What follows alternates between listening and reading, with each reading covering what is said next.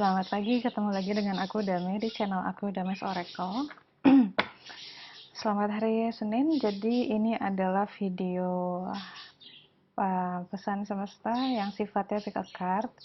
Hari ini aku tetap pakai 3 deck, aku akan bikin 4 spread dan ini belum di shuffle, jadi ya harap sabar, sama-sama kita shuffling di sini sambil diniatkan semoga kita dapat pesan yang baik, pesan yang memang bermanfaat untuk nggak cuma buat kita ya, tapi buat seluruh alam semesta, terutama sih buat kita supaya kita bisa ngejalanin minggu ini dengan reminder gitu ya. Atau ya kurang lebih kita bisa dapat gambaran kita mesti ngapain nih minggu ini.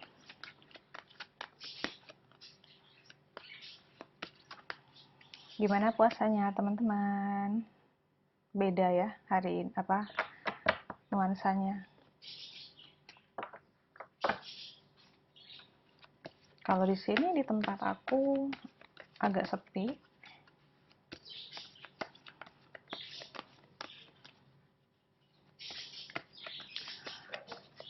Terus nggak tahu deh kalian di tempat kalian gimana? Apakah masih suka rame-rame gitu menjelang sahur? Terus tarawihnya gimana?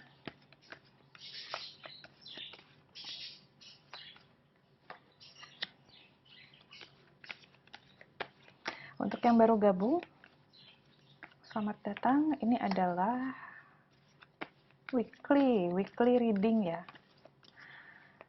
Mingguan nih.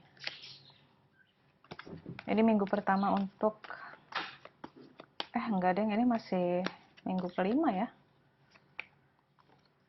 Minggu kelima garis miring minggu pertama Mei, minggu kelima April. Taruh tanggalan dulu.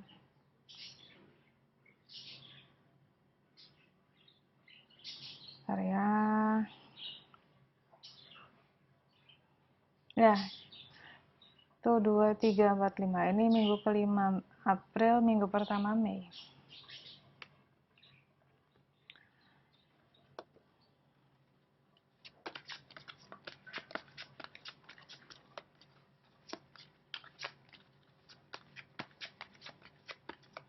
Jadi kita udah kurang lebih di rumah kan, mau 2 bulan ya. Apa udah 2 bulan? Aku sih bener-bener losing the sense of time. Hilang waktu. Gue udah gak ngerti sekarang hari apa gitu.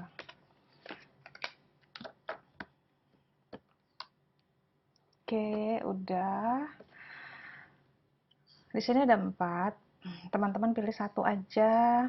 Nanti dimulainya dari 1, 2, 3, 4. Ya. 1, 2, 3, 4.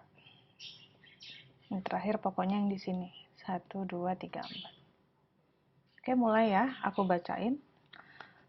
Untuk yang pilih nomor 1, kamu dapat you are a spiritual teacher. Dia bilang bagikan kebijaksanaan kamu dengan orang lain karena kamu memang terlahir untuk mengajar. Terus di sini ada ketidaksabaran, impatience. Ya. Lalu di sini ada kartu balance. Bentuknya kayak yin dan yang, tapi nuansanya warnanya merah, jadi lebih ke, kalau cakra dia lebih ke dasar ya, root cakra. Jadi ini tentang kehidupan materi. Jadi di sini spiritual, di sini material. Dan di tengah-tengahnya ada ketidaksabaran. Oke. Jadi aku dapat berbagai macam versi dari kartu ini pesannya. Aku coba sampai satu-satu. Untuk yang pertama, mungkin kamu merasa nggak sabar dengan orang-orang di sekitar kamu. Nggak sabar tuh gemes ya, kayak kok gitu aja nggak paham gitu. Kamu ngerasa mereka nggak mudah mengerti kamu, dan kamu merasa dunia ini sistemnya juga nggak benar gitu, dan kamu juga nggak paham kenapa sih sesuatu yang bisa dibikin mudah, simple, tapi kok kayaknya orang pada rempong banget gitu bertele-tele. Nah, itu karena kamu punya pemahaman yang sudah jauh lebih maju dan kesadarannya juga lebih tinggi. Dan kamu melihat, dan kamu sayangnya kamu hidup di dalam dunia yang memang uh, untuk menuju kesadaran seperti kamu tuh gak banyak lah orang yang untuk seperti itu ya. Tapi mereka menuju ke sana. Kita tuh menuju ke sana dengan kejadian semua ini ya, kita sedang ke sana. Cuman jalannya lambat, perkembangannya lambat. Jadi kamu nggak sabar. Jadi kamu kayak, aduh, dunia ini nyebelin banget gitu. Nah, di sini dibilangnya, uh, pertama yang selalu aku bilang juga, mau gimana pun hidup ya, kita harus terima itu apa adanya ya. Karena itu memang kalau kita sudah mulai punya perasaan keberatan atau kita nggak bisa terima, itu udah pasti menjadi benih penderitaan.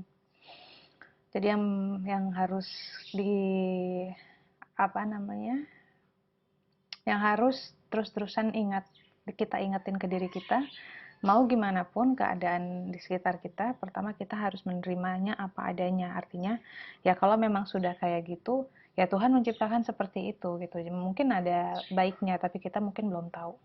Dengan menerima, kamu rasa kesel kamu juga pasti akan berkurang. Kamu malah bisa menumbuhkan welas asih, dan disitulah ketika sudah ada welas asih, kemudian kamu bisa berbagi. Kamu bisa mulai sharing tentang pemikiran kamu dengan cara yang lebih halus, dengan ya kayak kita sharing ke anak-anak misalnya ya. Kita kan nggak mungkin ngomong ke anak kecil tuh marah-marah gitu atau dengan kesel gitu ya. Nah, makanya dengan kita bisa menerima dunia ini apa adanya, kita pun juga bisa sharing pemikiran kita pun dengan lebih lembut, dengan lebih compassionate, lebih ulas asih. Ini yang pertama ya, ini versi pertama dari yang aku baca. Pesannya tadi bahwa ada ketidaksabaran terhadap komunitas, society gitu, kok lamban bertindaknya, lamban berkembang gitu. Sedangkan kita tuh ibarat kata sudah dikasih waktu puluhan tahun untuk growing up, tapi nggak grow up. Itu yang pertama. Untuk pesan yang kedua, ini untuk teman-teman yang merasa dirinya secara spiritual sudah berkembang dan sedang pesat-pesatnya, uh,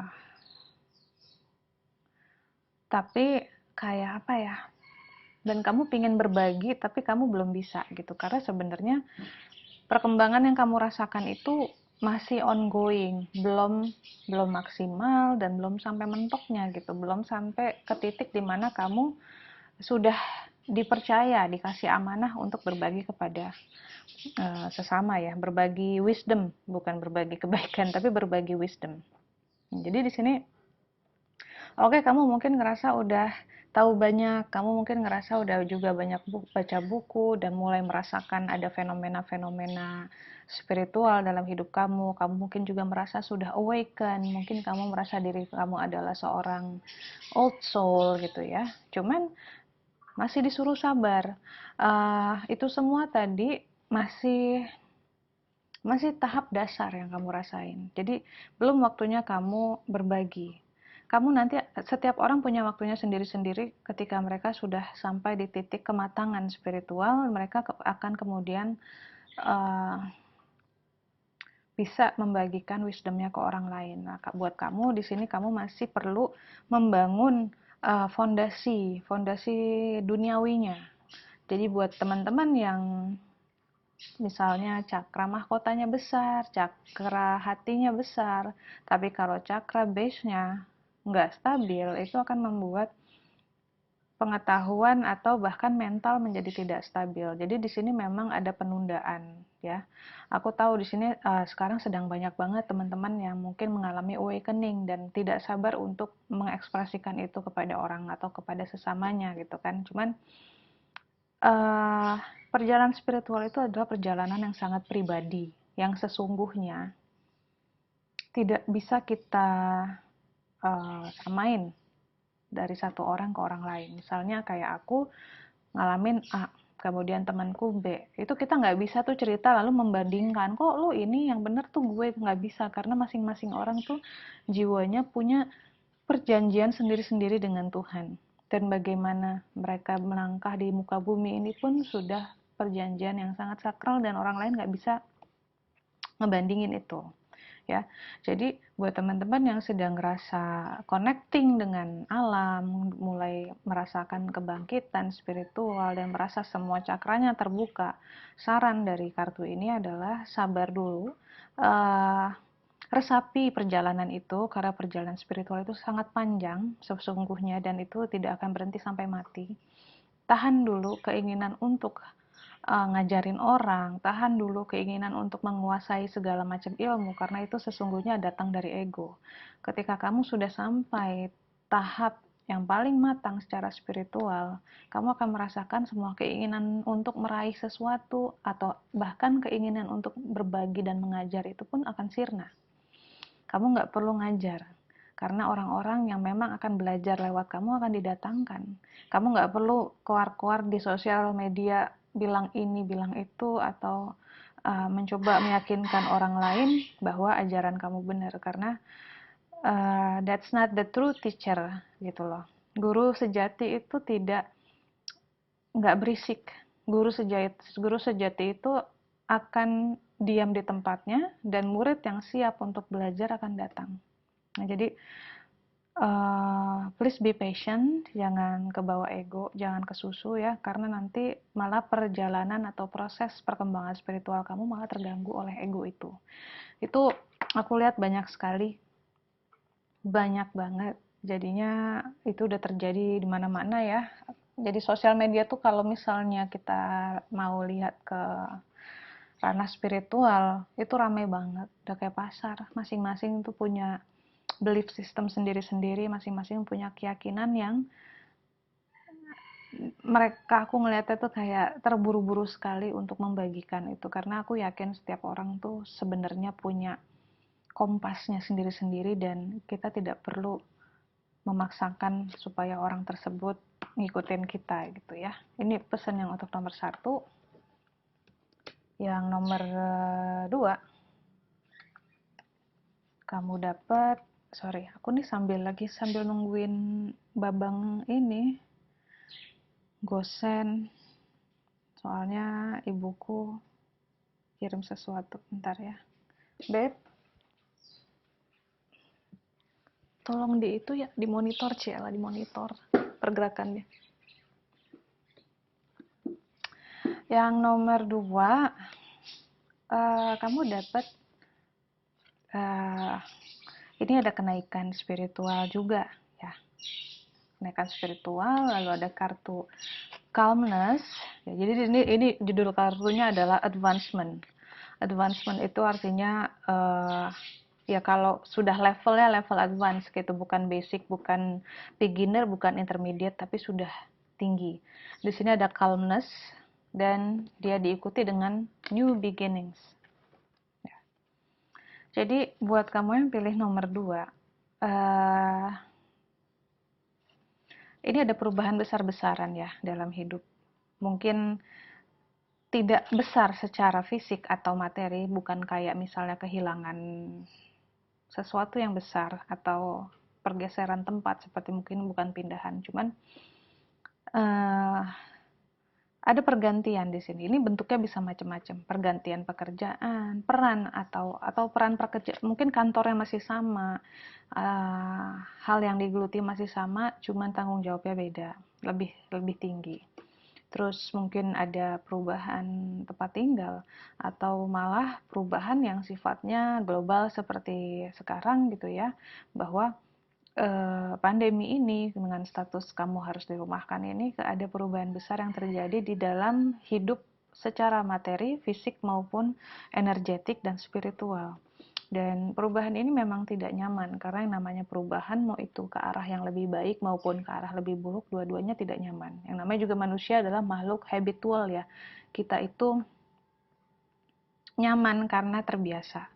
Jadi ketika ada sesuatu yang baru, asing rasanya itu nggak nggak enakan gitu, nggak ngenakin. Nah, di sini kamu dikasih tahu, ketahuilah bahwa ketidaknyamanan akibat sesuatu yang berubah ini tolong jangan dilihat sebagai suatu musibah atau malapetaka ya. Karena sebenarnya yang sedang terjadi di sini adalah kamu sedang naik level, kamu dimensi frekuensinya juga naik gitu ya. Jadi ibarat kata kalau kamu naik, hal-hal yang tadinya ada di sekitar kamu yang kamu sayang atau kamu familiar dengan hal itu, kalau mereka nggak bisa ikut naik, mereka akan tertinggal di bawah dan akhirnya apa? Tidak akan ada lagi dalam kenyataan hidup kamu, jadi hilang. Ya, jadi kenaikan spiritual ini diiringi biasanya dengan kehilangan.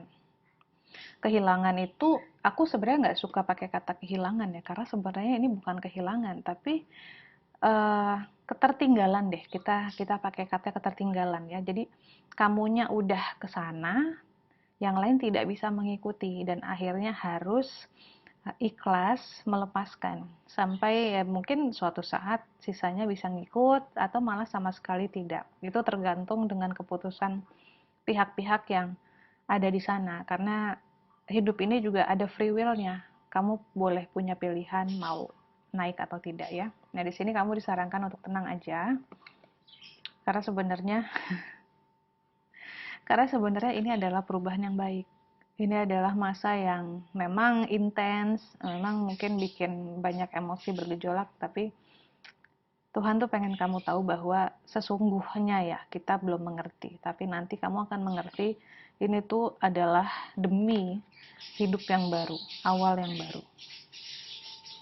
Ya, so ini semua tentang di dalam proses pembaruan ini kamu harus tenang, karena kalau nggak tenang malah makin nelangsa nanti rasanya, makin sakit, makin menderita. Padahal menderita itu nggak perlu loh.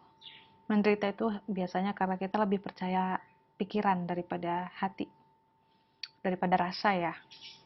So be calm, jaga ketenangan jiwa, lakukan apapun yang kamu bisa, meditasi, dengerin musik yang enak, minum hot chocolate kayak pas lagi malam-malam abis buka puasa gitu yang enak gitu ya, atau pas lagi puasa kayak gini kamu bisa zikir, kamu bisa ngaji-ngaji atau ngegambar, do everything that makes you feel cozy, bikin nyaman ya. Jadi dalam kayak aku, kalau misalnya aku itu kalau keadaanku lagi dalam tanda kutip menderita, aku lebih suka membuat diriku nyaman daripada menjalani penderitaan itu dengan penuh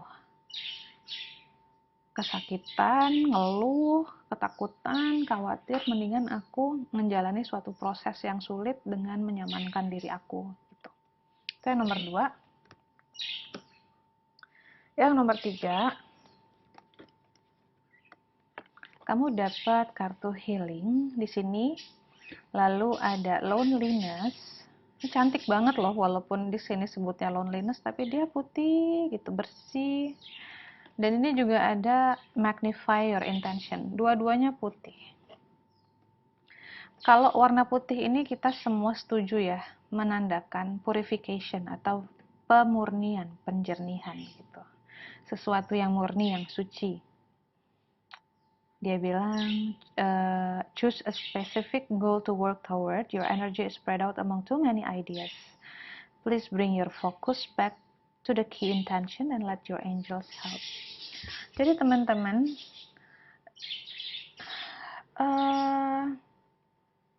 sebenarnya yang pilih kartu nomor 3 ini, kenapa kamu ngerasa lonely? Atau mungkin sekarang ngerasa kayaknya nggak ada orang di sekitar kamu yang bisa nemenin kamu atau yang bisa mengerti kamu ya, dan mungkin kamu juga seseorang yang mendambakan seorang partner. Pertama, kamu dibikin sendirian sama Tuhan itu karena kamu butuh healing. Jadi healing itu tidak bisa terjadi kalau misalnya terlalu banyak orang di dalam hidup kamu. Kalau misalnya fokus kamu tuh kemana-mana gitu ya. Makanya kalau kita lihat kan, kalau orang sakit di rumah sakit itu kan juga nggak boleh banyak orang ngejenguk ya, gitu. Orang-orang tuh yang ngejenguk tuh dibatasin banget. Jadi teman-teman juga sama kayak gitu. Di saat seperti ini, di kondisi yang sepi ya misalnya ya, jangan berusaha juga menggapai-gapai ke orang lain minta ditemenin. Karena nanti proses healing akan terhambat. Tuh, makanya si baby's breath ini bunganya namanya baby's breath.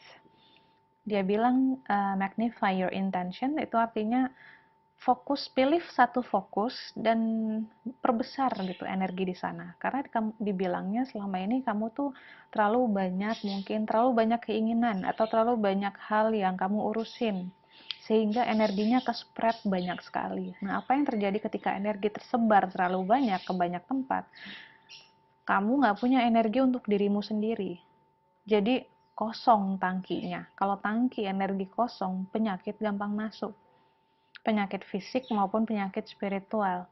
Nah, jadi di sini mau nggak mau yang harus kamu lakukan adalah menyendiri dulu supaya energi-energi kamu itu bisa balik utuh, nggak pecah-pecah gitu kan. Dan tolong lepasin hal-hal yang memang nggak perlu kamu urusin di hidup kamu ya. Jadi pilih-pilih, ketemu orang yang penting aja, pergi juga untuk urusan yang memang perlu, dan pikirkan, ini terutama pikirkan hanya memang masalah yang memang perlu kamu pikirin atau yang memang porsinya kamu, memang masalah kamu. Jadi kalau masalah orang tuh nggak perlu dipikirin ya. Jadi di sini ada solitude itu kesendirian, dan kartunya bilang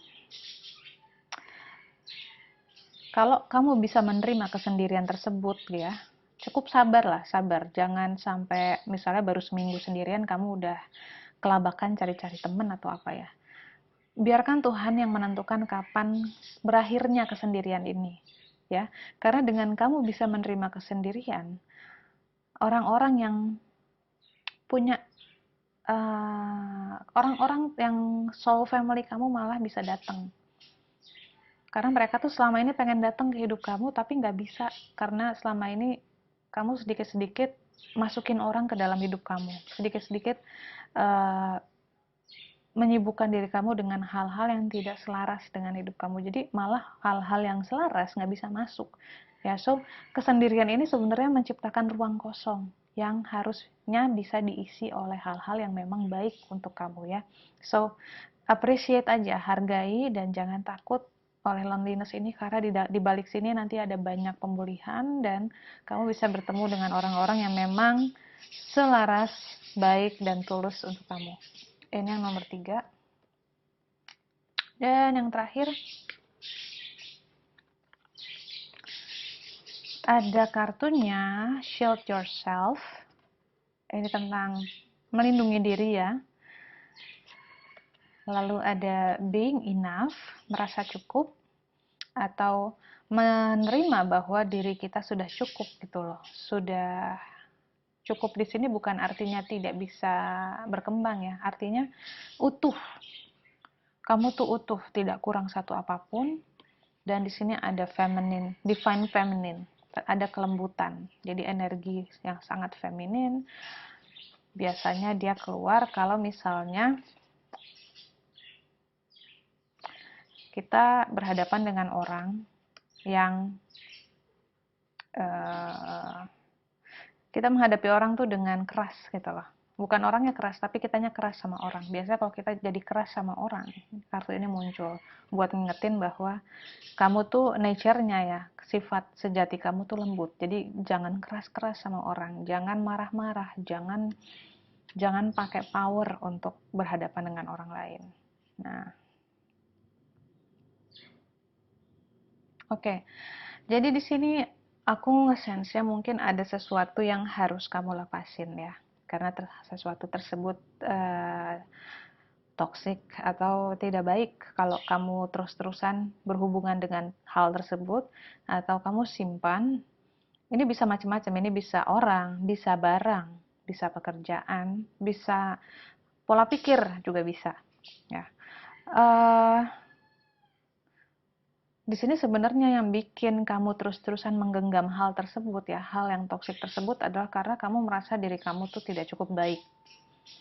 Jadi kamu malah lebih percaya sama hal itu daripada sama diri kamu sendiri. Kamu merasa dengan kamu berpegang erat dengan hal itu, uh, hidupmu sempurna. Kalau kamu kehilangan hal itu, maka kamu tidak utuh gitu. Dibilangnya kayak gitu ya. Kesannya seperti itu. Padahal tanpa hal tersebut kamu sudah utuh. Kamu dilahirkan utuh oleh Tuhan dan kamu akan kembali juga dalam keadaan utuh dan sepanjang hidupmu kamu adalah makhluk yang utuh.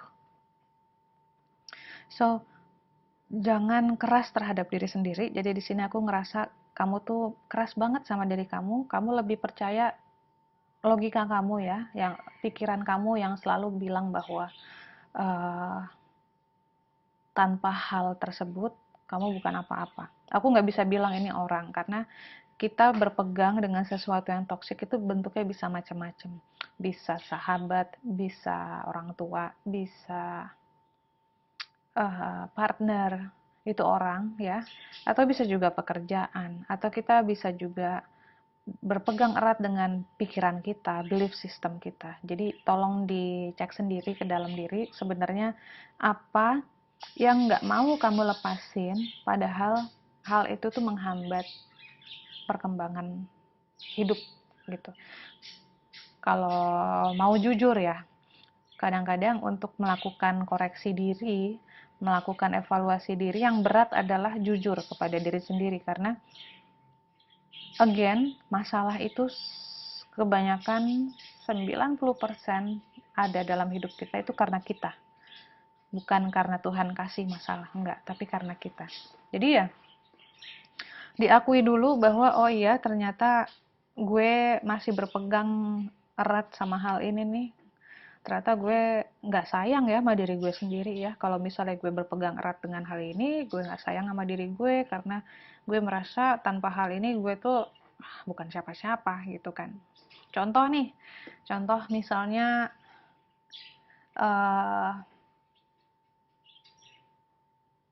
kita suka jaim kan, jaga image. Kita tampilkan di sosial media bahwa kita itu mungkin cantik gitu ya, kita rambutnya lurus, kita selalu full makeup, atau bahkan ketika tanpa makeup pun kita pakai filter nih misalnya. Lalu hati ya, soul itu sudah memanggil bahwa ini sudah saatnya just be yourself gitu. Jangan takut untuk menunjukkan siapa kamu karena hidup dengan image yang bukan kita itu berat. Kita harus mempertahankan image itu 24 jam seumur hidup tuh mau jadi apa kan? Mulailah terima diri kamu apa adanya. Mulai terima misalnya bahwa ternyata rambut kamu kriwil. Kriwil itu cantik loh. Ternyata kulit kamu coklat. Coklat itu eksotik, manis gitu. Tapi si ego ini ya, si pikiran ini bilang, aduh nanti orang pas kalau ngeliat aslinya gue jelek gimana, gue nggak bisa nih ngelepasin. Nah, kata-kata kalau orang ngelihat aslinya gue jelek, ini sudah menandakan kamu nggak sayang sama diri kamu. Kamu merasa not enough, tidak utuh. Ya, jadi ya sesimpel itu. Kita nggak sayang sama diri kita, nggak usah jauh-jauh punya relationship toxic. Kita nggak sayang sama diri kita dengan sesimpel kita punya pikiran kalau kita nggak apa-apain di tubuh, orang nggak akan suka. Gitu ya. Itu contoh yang paling simpel yang mungkin teman-teman atau aku sendiri mungkin sering lupa bahwa ketika kita mengeluhkan penampilan diri kita sendiri, itu tandanya kita nggak sayang sama diri kita.